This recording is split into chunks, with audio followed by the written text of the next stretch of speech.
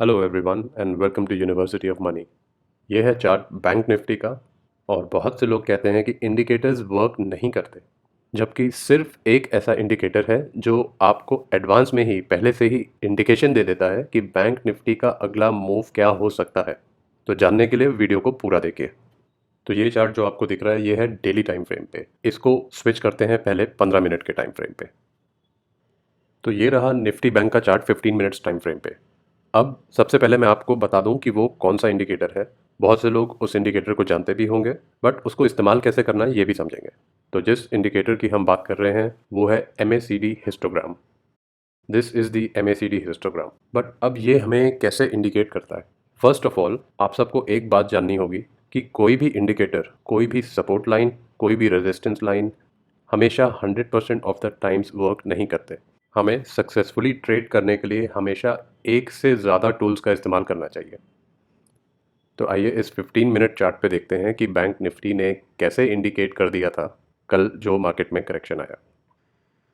और ये हमने बैंक निफ्टी के चार्ट को जूम इन कर लिया है। We are on a 15 minute time frame. आप लोग को ये तो पता ही होगा कि बैंक निफ्टी पिछले 4-5 दिनों से एक प्रॉपर चैनल के अंदर चल रहा था एंड अपसाइड के मूव्स थे। और फिर लास्ट एक्सपायरी यानी थर्सडे को हमें एक बहुत अच्छी शॉर्ट कवरिंग देखने को मिली। और उसके बाद एक क्रूशियल लेवल से सपोर्ट लेके बैंक निफ्टी फिर से एक चैनल में ही चल रहा था।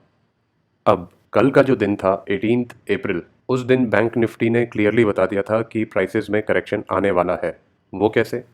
सबसे पहली बात कि 42,500 एक बहुत ही क्रूशियल रेजिस्टेंस लेवल है, ये बात सब जानते हैं। एंड यहाँ पे एक ट्रेंड लाइन भी है, जिस ट्रेंड लाइन का ब्रेकडाउन मिलने के बाद बैंक निफ्टी में एक करेक्शन आया। पर क्या आप लोगों ने ये देखा है कि कई बार ट्रेंड लाइन का ब्रेकडाउन मिलता है बट वो फेक ब्रेकडाउन होता है, प्राइसेस सस्टेन कर जाते हैं, ब्रेकडाउन के बाद वापस ऊपर चले जाते हैं। तो कैसे कंफर्म हो कि ये ब्रेकडाउन सस्टेन कर सकता है? जो इम्पोर्टेंट बात इस वीडियो में मैं आपसे करना चाहता हूँ वो यही है, बहुत ध्यान से सुनिएगा। रेजिस्टेंस लेवल बहुत क्रूशियल है, ये भी सबको पता है। बियरिश डोजी बनी थी यहाँ पे, ये भी सबको पता है। फिर ट्रेंड लाइन का हमें ब्रेकडाउन भी मिला, बट ये सस्टेन करेगा या नहीं करेगा इसकी कंफर्मेशन लेते हैं हम इंडिकेटर्स से। इंडिकेटर्स के बेसिस पे कोई ट्रेड नहीं ले जाती एंड इंडिकेटर्स हमेशा वर्क नहीं करते। बट कुछ ऐसे पैटर्न्स फॉर्म होते हैं इंडिकेटर पे जो हमें क्लियरली बता देते हैं कि करेक्शन आने वाली है। जैसे कि ये 15 मिनट के चार्ट पे ये MACD मैंने खोला है एंड इसका ये जो हिस्टोग्राम बार्स हैं अगर आप ध्यान से देखें तो इसमें एक प्रॉपर बियरिश डाइवर्जेंस बनी हुई थी। बियरिश डाइवर्जेंस किसे कहा जाता है? जब हिस्टोग्राम में बायर्स की बाइंग पावर कम होती दिखाई दे बट उसी टाइम पीरियड में प्राइसेस बढ़ते दिखाई दें। अभी आपको स्क्रीन पे समझाते हैं। ये जो हाईएस्ट पीक है, इसकी जो कैंडल है यानी ये, इसका क्लोज प्राइस हमने मार्क कर लिया ट्रेंड लाइन से। एंड फिर हम ये वाली जो कैंडल है हिस्टोग्राम पे, हम इसकी कोरस्पॉन्डिंग कैंडल स्टिक के क्लोज प्राइस को मार्क करते हैं। तो अब आपको यहाँ क्लियरली दिख रहा होगा कि MACD हिस्टोग्राम ने हमें ये इंडिकेशन दे दिया था। कब दे दिया था? करीब 11:30 बजे, जब हमें क्रॉसओवर मिल गया। बहुत ध्यान से समझिएगा क्योंकि ये आपको ट्रेडिंग में एक बेटर ट्रेडर बनाने में हेल्प कर सकती है। बियरिश डाइवर्जेंस हमें क्या बताती है कि बायर्स की पावर कम हो रही है।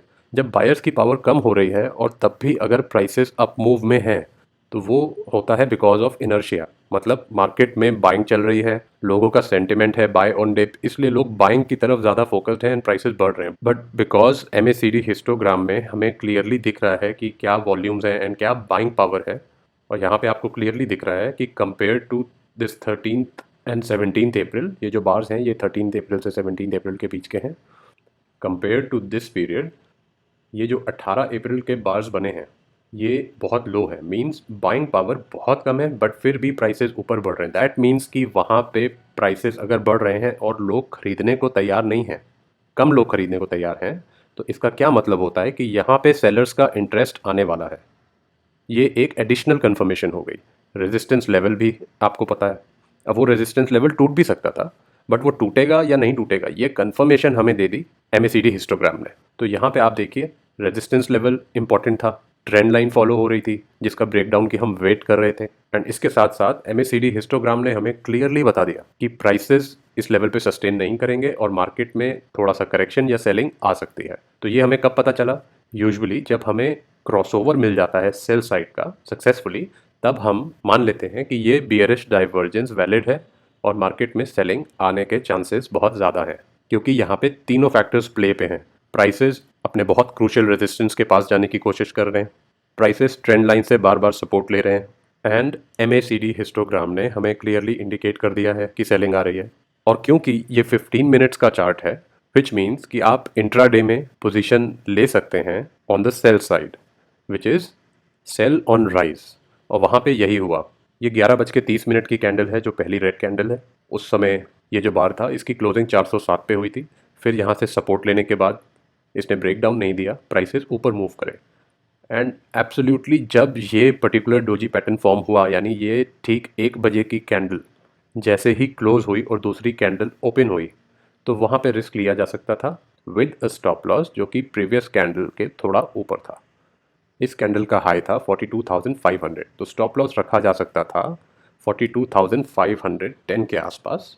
एंड यहाँ पे हम एक सेल ट्रेड एग्जीक्यूट कर सकते थे, बिकॉज रेजिस्टेंस लेवल से, क्रूशियल रेजिस्टेंस लेवल से प्राइसेस नीचे की तरफ आ रहे हैं एंड हिस्टोग्राम ने क्लियर इंडिकेशन दे दी है।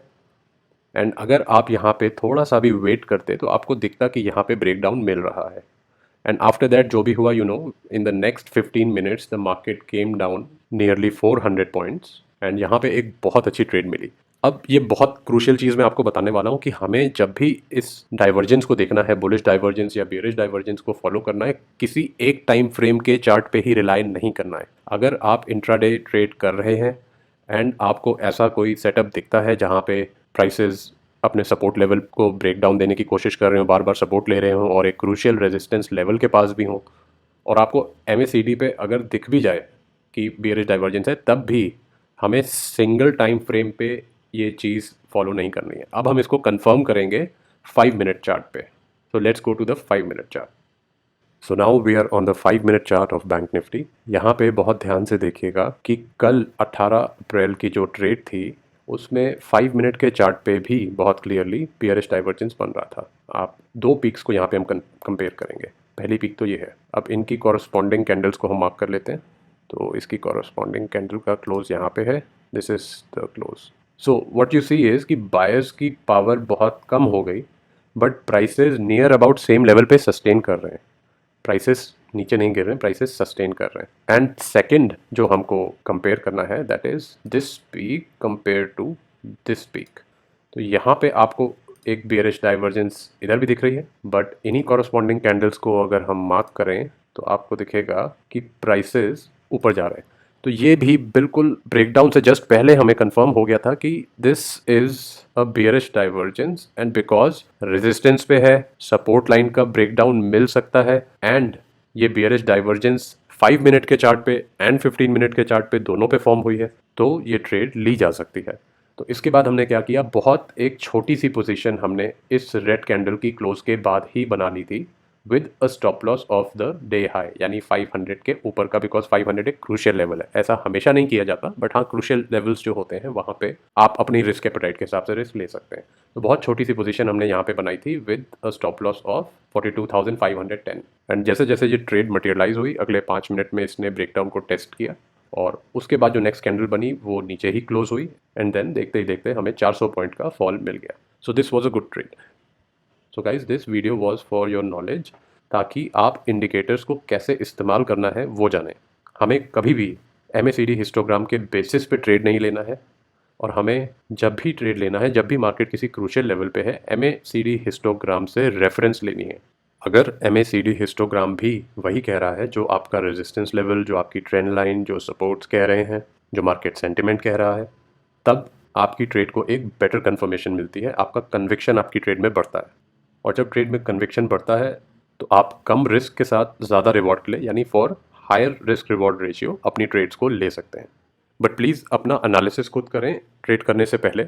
ये वीडियो आपकी इन्फॉर्मेशन के लिए थी। इसका मतलब ये नहीं है कि आप MACD हिस्टोग्राम पे ब्लाइंड फेथ करके आप ट्रेड लें। So for more videos please subscribe to the channel guys. I am working really hard, मैं बहुत मेहनत कर रहा हूँ। अगर आप लोग सब्सक्राइब करेंगे तो मुझे इंकरेजमेंट मिलेगी। अगर आपको वीडियो पसंद आए, आपको लगे आपको कुछ नॉलेज मिली है, तो please like the video. Thank you very much.